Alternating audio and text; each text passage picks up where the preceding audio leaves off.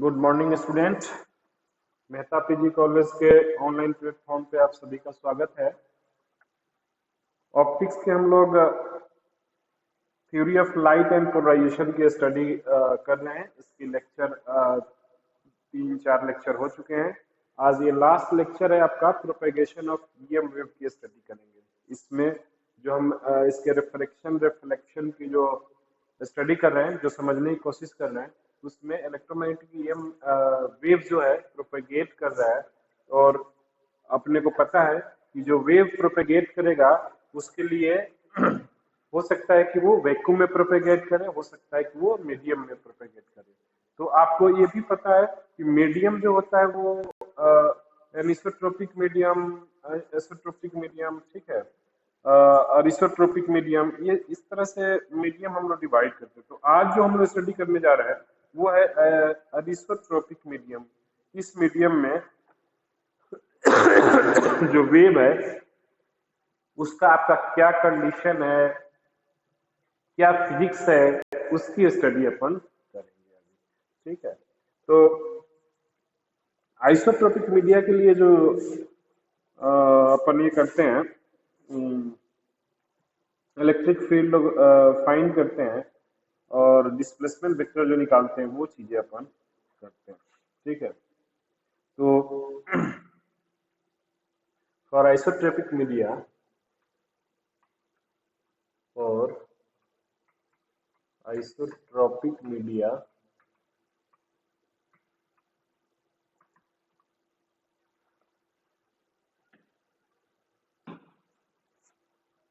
अपने को पता है कि डी जो होता है डिस्प्लेसमेंट वेक्टर होता है और ये होता है आपका एप्सिलॉन, ठीक है। Here D is displacement vector. ये क्या है? Displacement vector. ये क्या है? Electric field.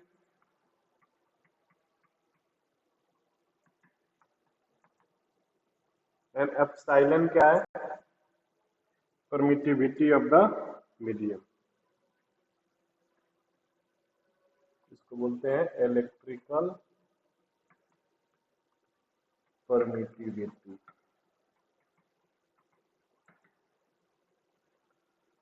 ठीक है।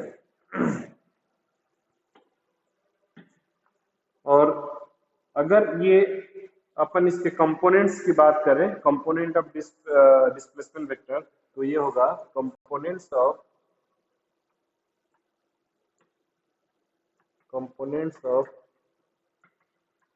डिस्प्लेसमेंट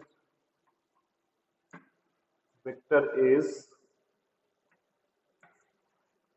एक्स कंपोनेंट क्या होगा? dx equal to epsilon ex, y component dy equal to epsilon ey, and z component dz equal to epsilon ez होगा, ठीक है।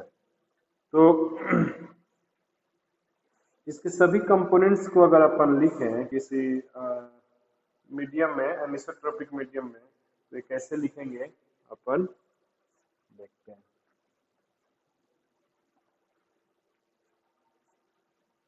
Now in anisotropic media,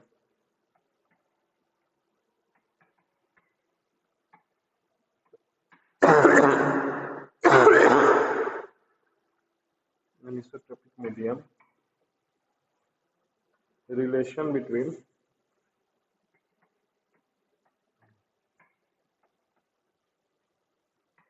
D and D मतलब displacement vector and E मतलब electric field is given by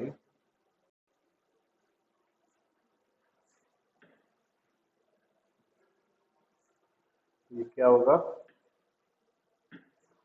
ये आपका होगा dx equal to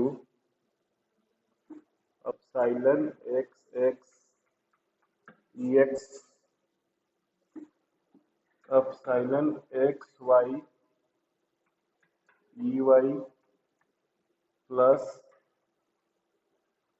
epsilon XZ EZ। ठीक है। Second DY epsilon YX EX plus epsilon EYY EY plus epsilon YZ EZ and Z component is dz equal to epsilon zx ex plus epsilon zy ez plus epsilon zz ez। ठीक है। तो अपन इसी का component लिखे हैं। इसको equation number पहले जो हमारा आया हुआ है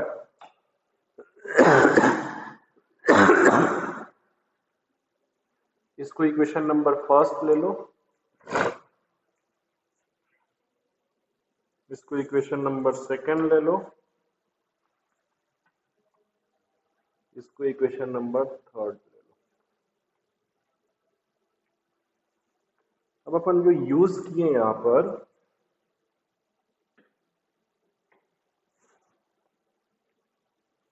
epsilon XX epsilon XY etc are medium of constant, are medium of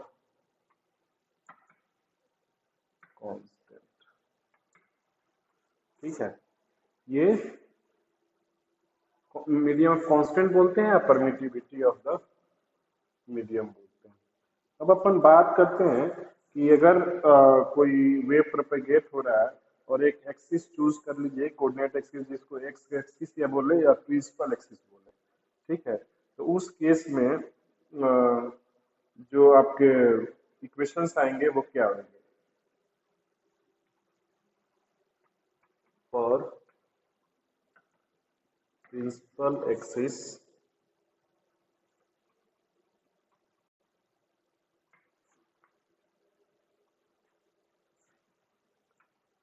the equation is dx equal to epsilon x ex dy equal to epsilon y ey dz equal to epsilon z ez। ठीक है।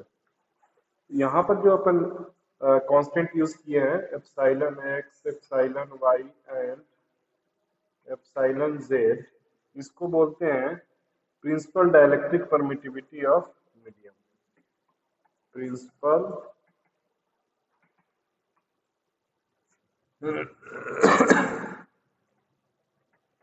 Dielectric permittivity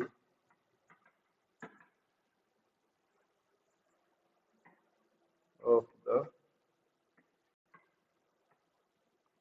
medium। ठीक है। अब ये relation ये कह रहा है कि अगर अपन परमिटिविटी जो है दो एक्सिस में इक्वल हो और एक एक्सिस में नहीं हो, यानी एक्स और वाई इक्वल हो और जेड में इक्वल नहीं हो, तो उस कंडीशन में क्या होता है, आपका epsilon x equal to epsilon why not equal to epsilon Z. ठीक है। तो यहाँ पर जेड जो बोला जाएगा, जेड एक्सिस को ऑप्टिक्स एक्सिस बोलते हैं।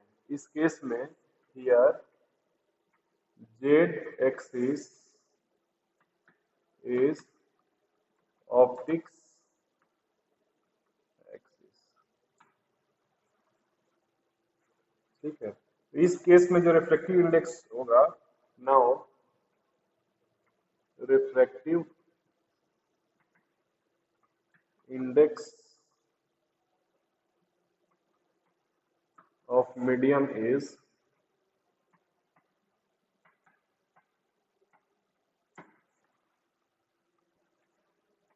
n नॉट इक्वल टू हो जाएगा epsilon x by epsilon 0 equal to epsilon y by epsilon 0 is called ordinary refractives.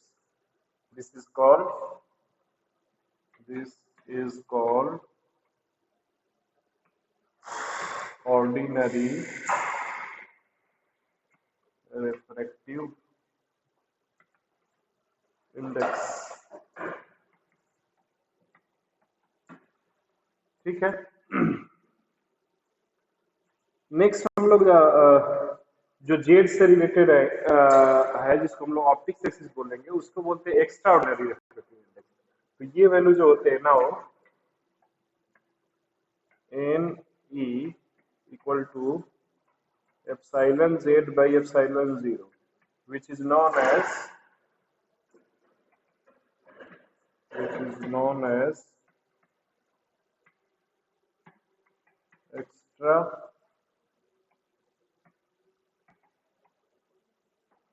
ordinary refractive index.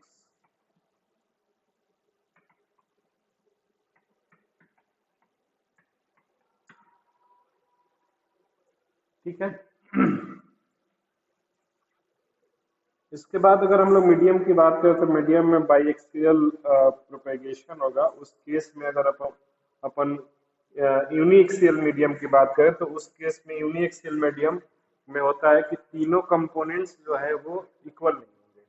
अगर तीनों इक्वल है तो उसको बोलते हैं एक्सियल मीडियम, जब दो होते हैं तो टू एक्सियल मीडियम, और जब कोई इक्वल नहीं होता तो अपन बोलते हैं uniaxial medium. So for in uniaxial medium,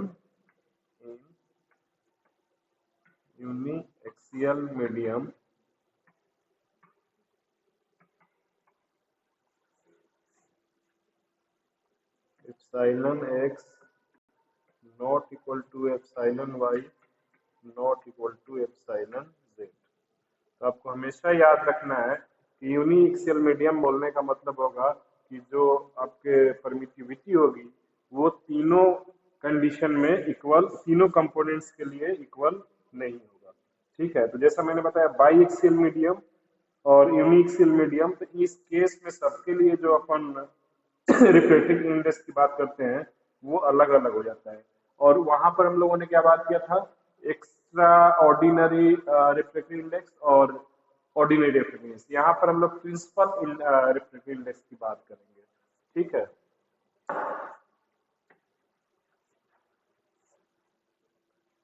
सो यहाँ आपका EX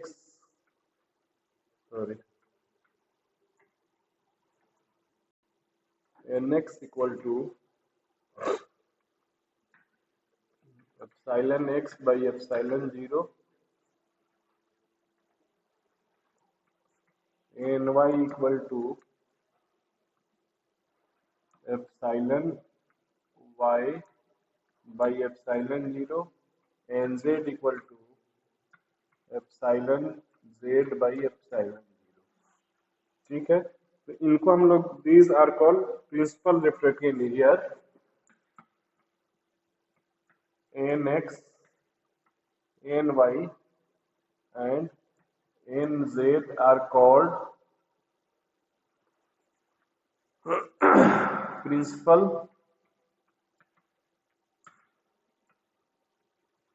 refractive index।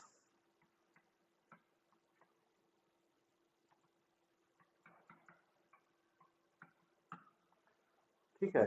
तो एक्चुअल में हम लोग कर क्या रहे हैं कि जो अनिसोट्रोपिक मीडिया है उसमें जो क्वांटिटी अभी तक आपने जो डिफाइन किया, रिफ्रैक्टिव इंडेक्स डिफाइन किया अपन ने, वेव फंक्शन डिफाइन किया, तो उसको यहाँ पर क्या कैसे डिफाइन करेंगे, किस तरह से उसकी फिजिक्स को समझेंगे, वो चीजें अपन कर रहे हैं।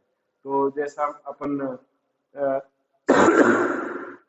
इस मीडियम में अपन रिलेशन निकाल दिए डिस्प्लेसमेंट वेक्टर एंड क्या नाम है इलेक्ट्रिक फील्ड का, उससे हम लोग उसके बाद रिफ्रैक्टिव इंडेक्स का, उसमें भी मतलब आप स्पेस में वर्क कर रहे हैं तो लाइट जो है इलेक्ट्रोमैग्नेटिक वेव जो है आपका स्पेस में मूव करता है, तो वहां पर अपन तीनों एक्सिस का रिगार्डिंग जो रिफ्रैक्टिव इंडेक्स आता है उनके भी अलग अलग फिजिक्स होता है, उनके अलग अलग फिजिक्स की स्टडी करनी पड़ती है। तो हम लोगों ने जब देखा कि दो एक्सिस में रिफ्रैक्टिव इंडेक्स सेम है, तो उस केस में क्या नाम है, सॉरी दो एक्सिस के लिए अगर परमिटिविटी सेम है तो अपन उसके लिए जो डिफाइन किए थे उसको ऑर्डिनरी, और जब तीनों आपका डिफरेंट है तो वहां पर हम लोगों ने प्रिंसिपल रिफ्रैक्टिव इंडेक्स नाम दिया। ठीक है, अब एक नॉन कंडक्टिंग मीडियम की बात करते हैं कि जो इलेक्ट्रोमैग्नेटिक वेव प्रोपेगेट कर रहा है वो नॉन कंडक्टिंग मीडिया में प्रोपेगेट कर रहा है, तो वहां पर क्या होगा। Let us consider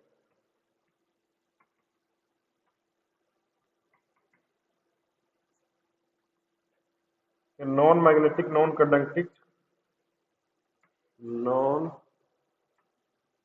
magnetic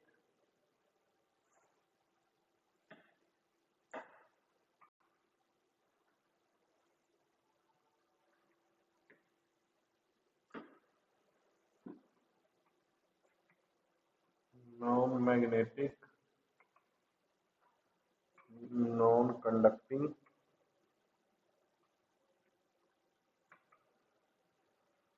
homogeneous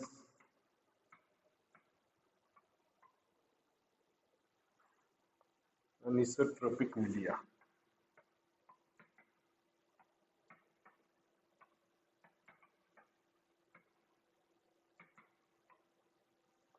ठीक है, इस केस के लिए अपने पास जो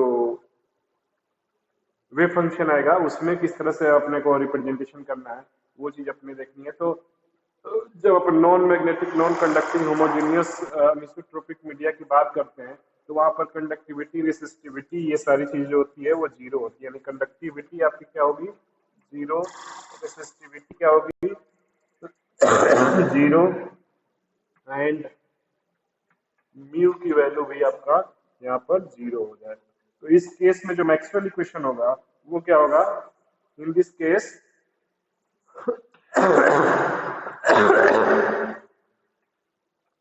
in this case Maxwell equation is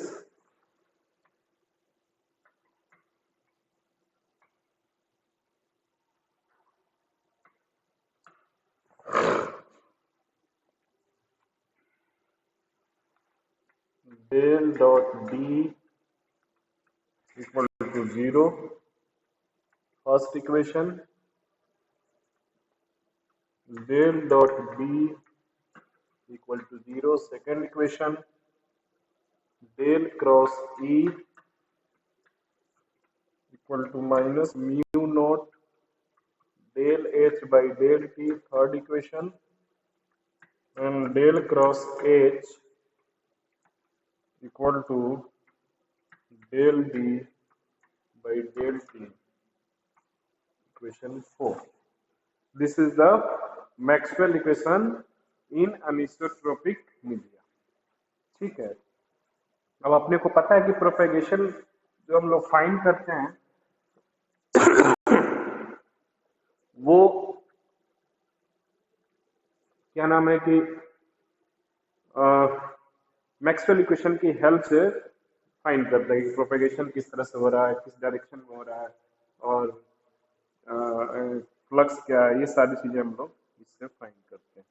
ठीक है,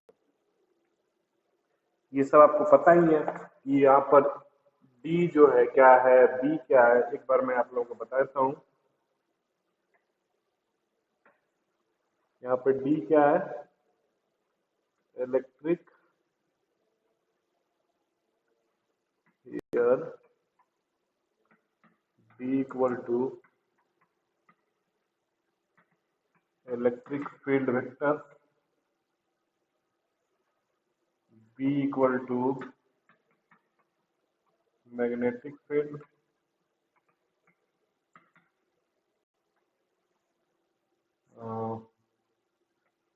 H equal to magnetic field intensity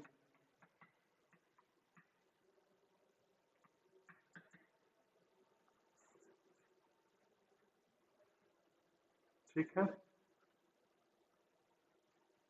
अब हम लोग आते हैं कि जो वेव प्रोपेगेट कर रहा है वो प्लेन वेव है और एंगुलर फ्रीक्वेंसी ओमेगा से प्रोपेगेट कर रहा है, तो उस कंडीशन में अब सॉल्व करते हैं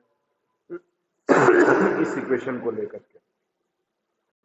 ठीक है,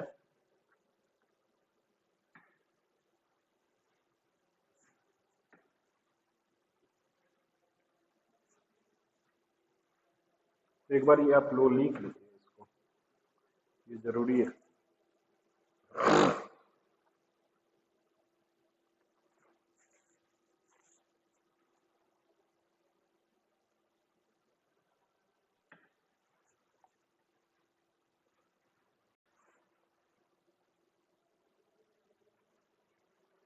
now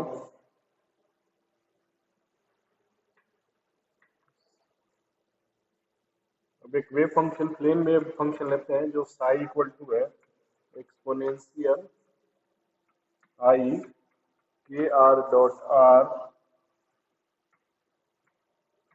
minus omega t, equation number 5।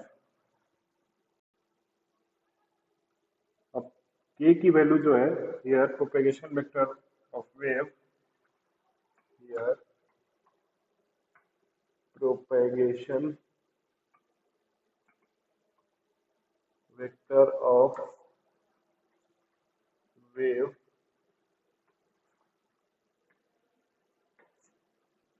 k है आपका, इसको ऐसे लिखते हैं k, और k कैप को लिखते हैं ओमेगा बाई वी के कैप। ठीक है, अगर इसका यूनिट वेक्टर्स की बात करें तो यूनिट वेक्टर्स इसका आएगा omega by v equal to omega by c n. So for field vector of electromagnetic waves, for field vector of EM wave,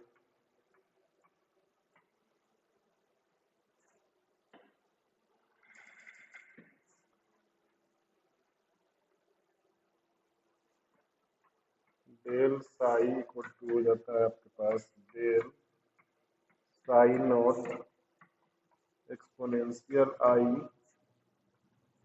के r dot r minus omega T.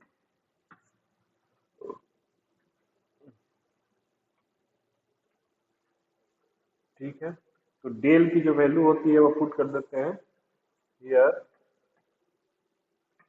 Del equal to, del क्या होता है आपका I cap del by del X plus J cap del by del Y plus K cap del by del Z. तो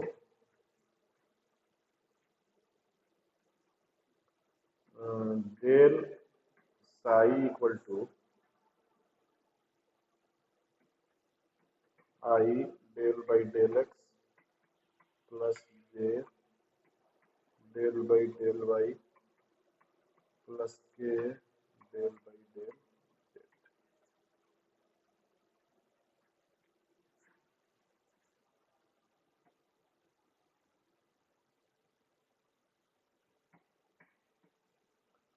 Sai not exponential I K X X plus K Y Y plus K Z Z minus omega T.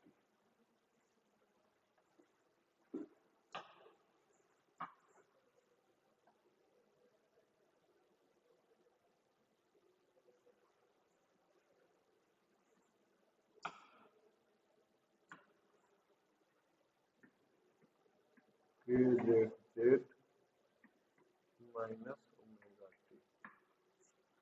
ठीक है, तो finally जब इसको solve करेंगे अपन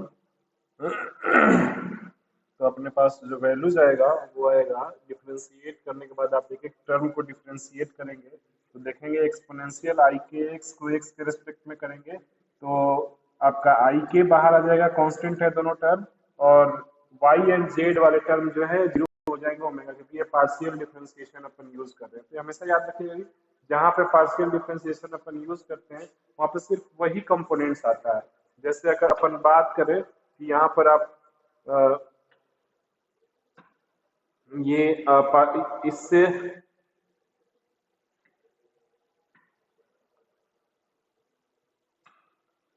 ये इस पे अप्लाई करेंगे तो क्या होगा कि ये इस पे अप्लाई होगा तो यहाँ पर आपका ये आई के इसके लिए कांस्टेंट होगा तो ये बाहर आ जाएगा, ठीक है। और ये दोनों टर्म्स जो हैं, ये दोनों टर्म्स ये आपका क्या होगा कि ये जीरो हो जाएगा, क्योंकि पार्शियल डिफरेंशिएशन में सिर्फ उसी का डिफरेंशिएशन अपन करते हैं जो उसके रिस्पेक्ट में हो, बाकी टर्म जीरो हो जाता है, ठीक है। तो हम लोग अब इसका एक बार क्या करेंगे कि डेल बाई डेल एक्स से कर देंगे, एक बाई डेल वाई से कर देंगे, एक बाई डेल जेड से कर देंगे, बाकी तो ये ऐसे रह जाएगा। तो अपने पास जो आएगा रिजल्ट वो होगा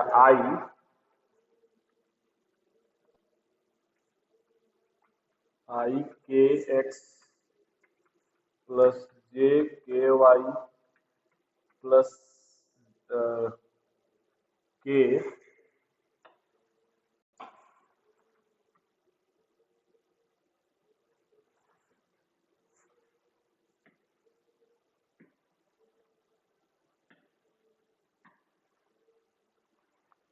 प्लस के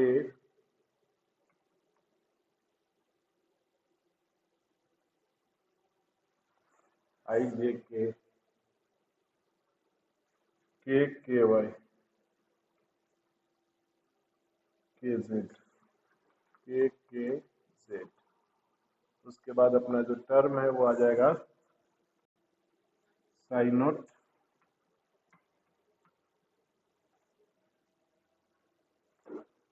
एक्सपोनेंशियल आई, और ये जो भी टर्म है आपका के एक्स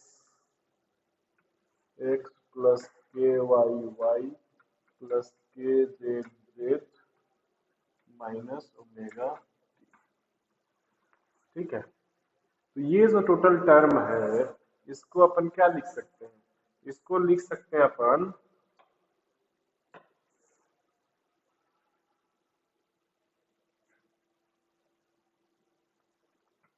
आई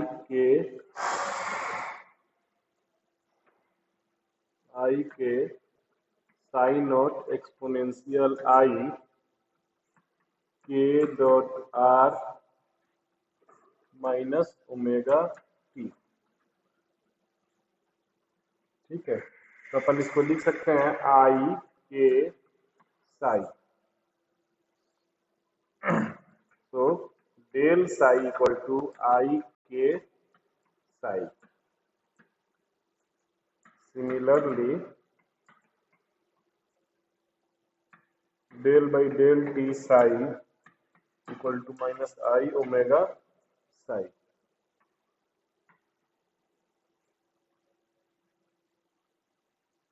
Here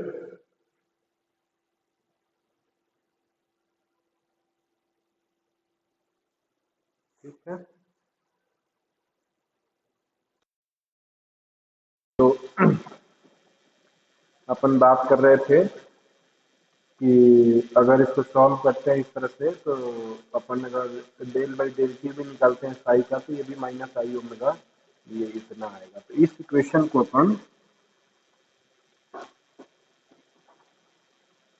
जो है इक्वेशन में प्रोपेयर डेल्टा रिप्रेजेंट आई के and delta represent minus two from equation, तो अपन अब ये रिप्रेजेंटेशन है जिससे हमें पता चल रहा है कि अपन इसको डेल्टा में तो आई के आ रहा है, इसके साथ माइनस ओमेगा आ रहा है, तो अपन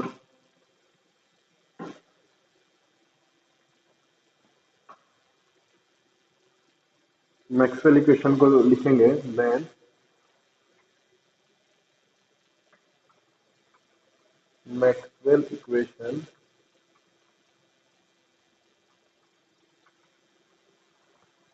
is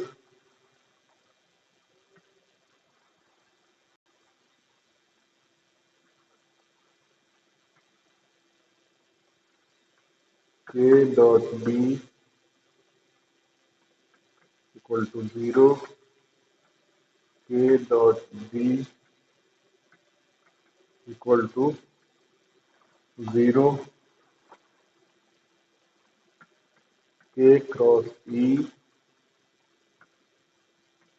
equal to plus mu naught omega s. Here s equal to 1 by mu naught omega k cross e,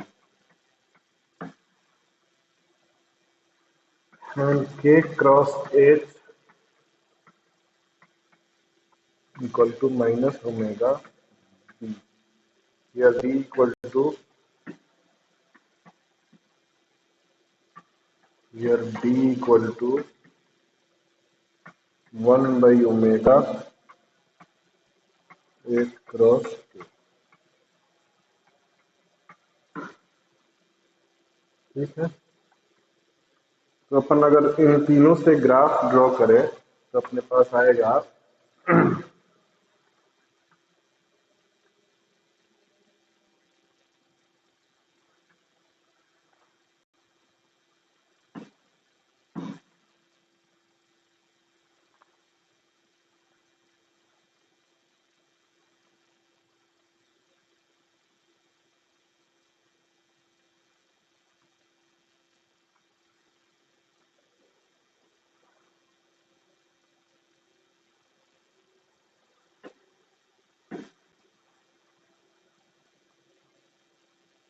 ये डायरेक्शन ऑफ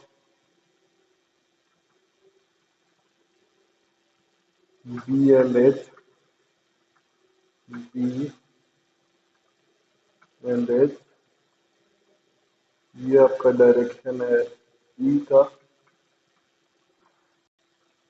और ये डायरेक्शन है आपका डी का। ठीक है, ये प्रोपेगेशन डायरेक्शन है के।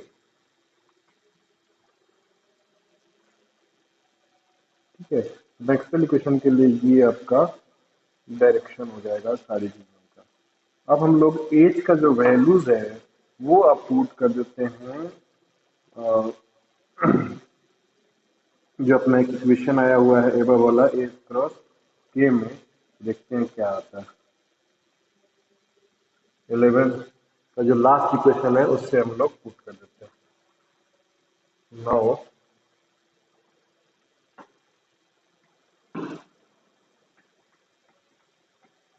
Now substituting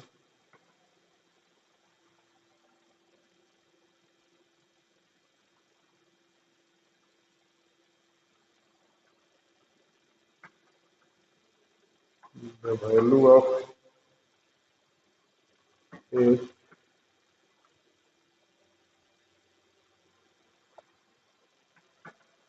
into above equation,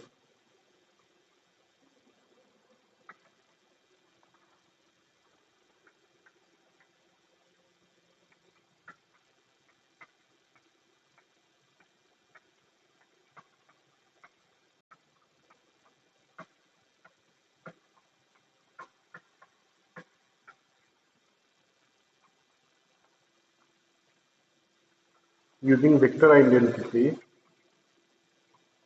using vector identity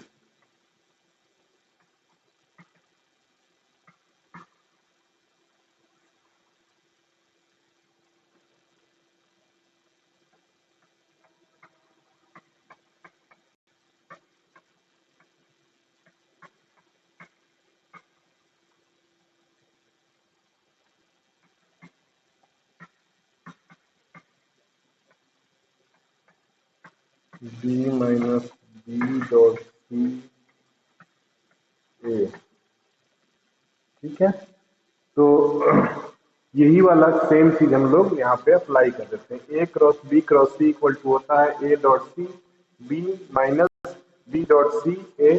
तो अपन ये जो आइडेंटिटी है इसको यहाँ पे यूज कर देते हैं के क्रॉस ई क्रॉस के की जगह पे। ठीक है, तो अपने पास आ जाएगा ये वैल्यूज B इक्वल टू 1/म्यू not omega square K dot के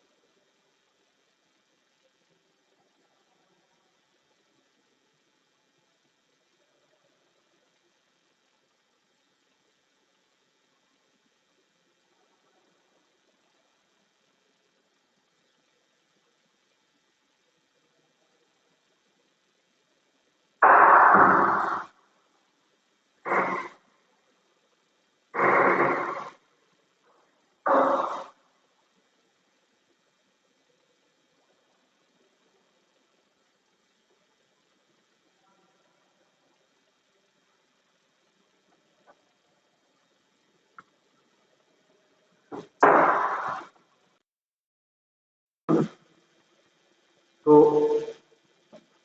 हम लोग ये आइडेंटिटी यूज करेंगे और यूज करने के बाद जो हमारे पास इक्वेशन आएगा ये आएगा ये E minus A dot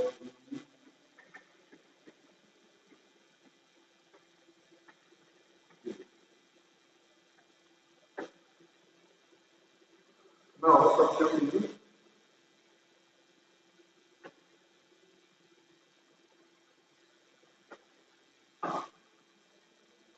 now substitute vector A equal to K and K cap equal to omega by B small K. तो बी इक्वल टू 1/ओमेगा not B square minus A dot E A dot E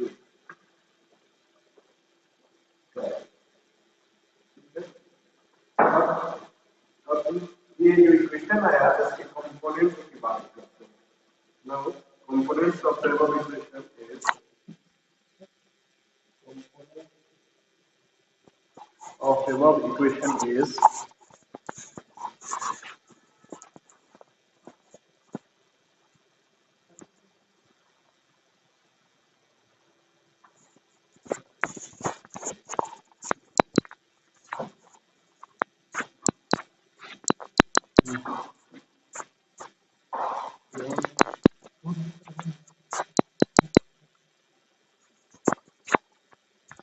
components of above equation is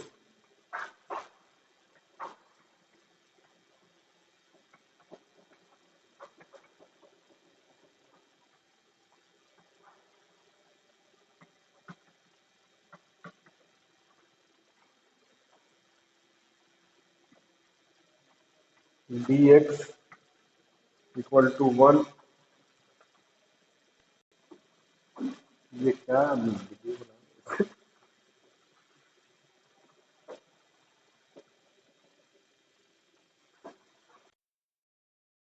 कर रहे हैं कि dx की value जो होगी वो होगी dx equal to mu not we square e x minus k dot ई के x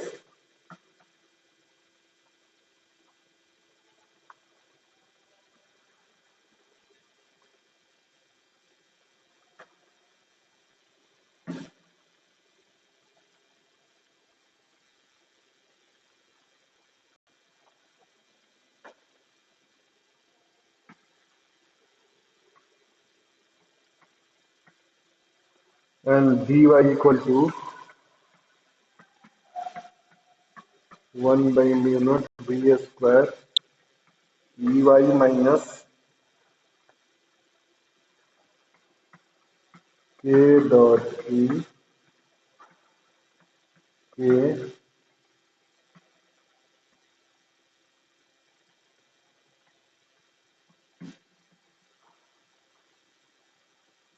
and dz equal to 1 by mu naught v square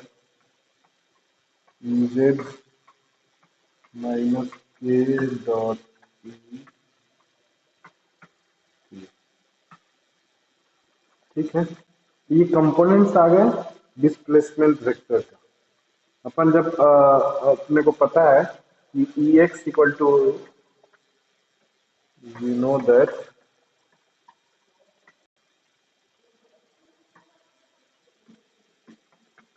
E X equal to D X by epsilon x.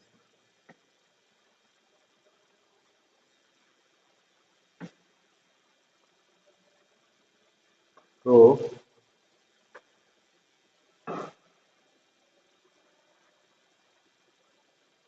इसको लिखेंगे अपन,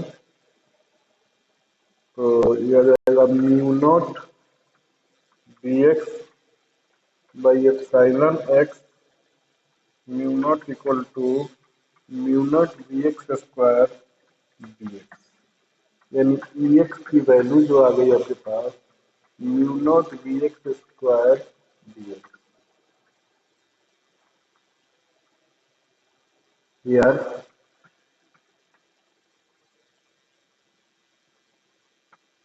we X equal to 1 by E x mu naught where velocity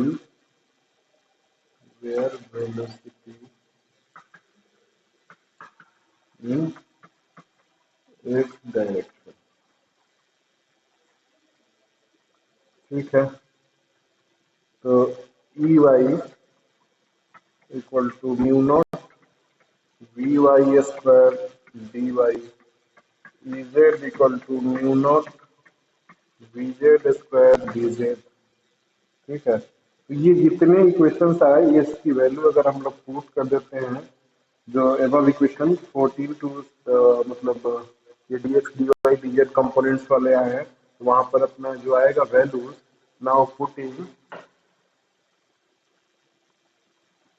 तो dx की जो value आएगा वो आ जाएगा k dot E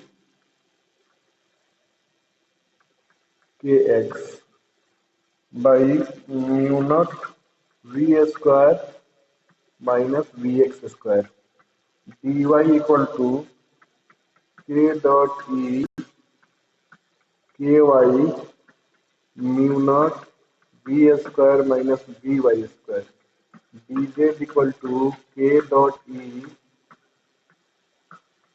K Y by mu not we square minus V Z square. ठीक है, तो ये सब कंपोनेंट्स को सिंप्लीफाइड फॉर्म हो गया। अब अपन यूनिट वेक्टर अगर परपेंडिकुलर लें तो ये रिलेशन जो आएगा now unit vector k is perpendicular to vector d. तो k डॉट b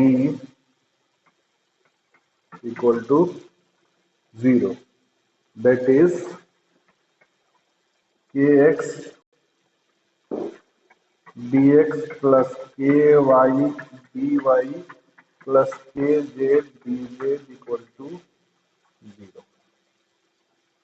अब ये वैल्यू जो है वो पुट कर देते हैं, dx dy dz की वैल्यू में जो आया हुआ है, ये वैल्यू जो आया हुआ है यहाँ पर, वो वैल्यू यहाँ पे पुट कर देते हैं। ये जो वैल्यू है वो इसको यहाँ पुट कर देते हैं, फिर देखते हैं क्या आता है।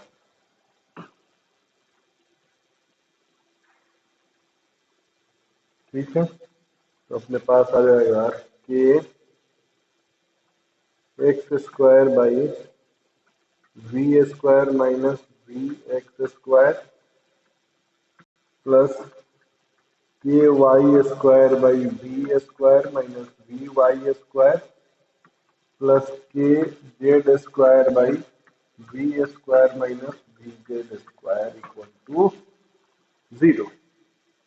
ठीक है, this equation is called Fresnel law for wave velocity relation. इसी रिलेशन को बोला जाता है, this equation is called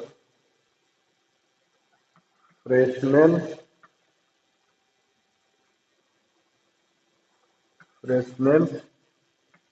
law for wave velocity relation, wave velocity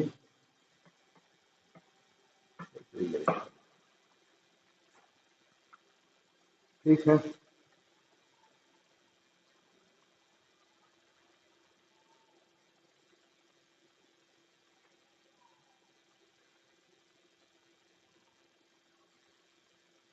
अब इसमें एक कंडीशन इसको सॉल्व करने के बाद आता है, उस कंडीशन का डिस्कशन कर लेते हैं अपन लास्ट में।